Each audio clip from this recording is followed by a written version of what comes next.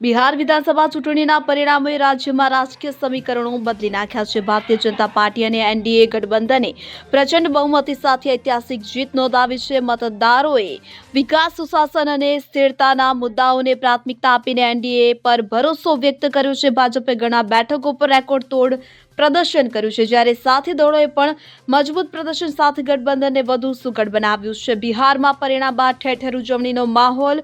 વડોદરા જિલ્લાના ડભોઈ શહેર ભારતીય જનતા પાર્ટી સંગઠન દ્વારા બિહારમાં ઐતિહાસિક જીત બાદ ટાવર ચોક ખાતે ફટાકડા ફોડી કાર્યકરોનું મોઢું મીઠું કરાવી જીતની ઉજવણી કરી હતી। વડોદરા જિલ્લા મહામંત્રી ડોક્ટર બીજે બ્રહ્મભટ્ટે આ પ્રસંગે જણાવ્યું હતું કે દેશના વડાપ્રધાન નરેન્દ્રભાઈ મોદી તથા દેશના ગૃહમંત્રી તથા રાજનીતિના ચાણક્ય અમિતભાઈ શાહની કુનેહથી બિહારમાં એનડીએ ગઠબંધન પ્રચંડ બહુમતી સાથે જીત મેળવી છે, જેથી ઉજવણીના ભાગરૂપે મોટી સંખ્યામાં કાર્યકરો ટાવર ચોક ખાતે એકત્રિત થઈ આતશબાજી કરી બિહાર જીતની ઉજવણી કરી। આ પ્રસંગે ડભોઈ પાલિકા પ્રમુખ બિરેન શાહ અને સાથે જિલ્લા મહામંત્રી ડોક્ટર બીજે બ્રહ્મભટ્ટ, ડભોઈ શહેર મહિલા મોરચાના પ્રમુખ સોનલબેન કિશોરભાઈ સોલંકી, કિરીટ વસાવા, અમિતભાઈ, ડોક્ટર સંદીપ શાહ તથા મહિલા મોરચાના સોનલબેન કિશોરભાઈ સોલંકી ઉપસ્થિત રહી બિહાર જીતની ઉજવણી વ્યક્ત કરી હતી।